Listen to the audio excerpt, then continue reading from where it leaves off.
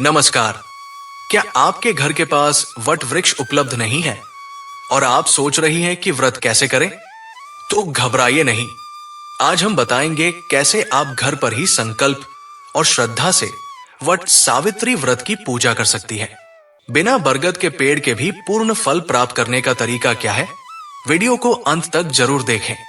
हिंदू धर्म में वट सावित्री का व्रत बहुत ही महत्वपूर्ण माना गया है। इस दिन सुहागिन महिलाएं पति की लंबी उम्र के लिए निर्जला व्रत रखती हैं। हर साल ज्येष्ठ माह की अमावस्या तिथि के दिन वट सावित्री व्रत रखा जाता है और इस दिन वट वृक्ष यानी बरगद के पेड़ का पूजन किया जाता है। कहते हैं कि वट वृक्ष में ब्रह्मा, विष्णु और महेश तीनों देवताओं का वास होता है। इसका पूजन करने से सभी देवताओं का आशीर्वाद प्राप्त होता है। वट सावित्री व्रत सुहागिन महिलाएं अपने पति की लंबी उम्र, संतान प्राप्ति और सुख समृद्धि की कामना से रखती है। आइए जानते हैं इस साल कब है वट सावित्री व्रत। कब है वट सावित्री व्रत 2025?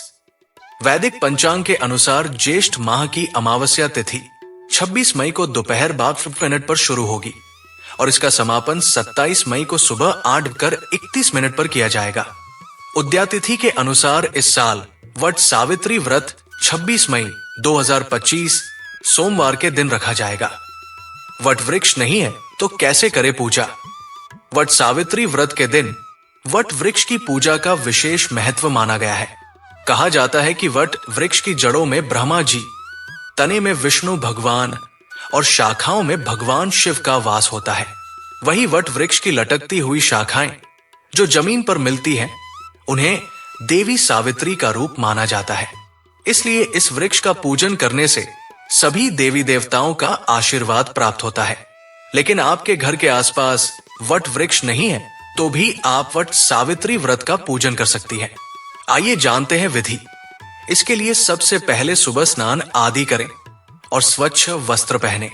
इसके बाद हाथ में जल लेकर व्रत का संकल्प करें और मन की मन प्रार्थना करें कि ये व्रत पति की लंबी उम्र, संतान प्राप्ति और घर में सुख समृद्धि की कामना पूर्ति करें।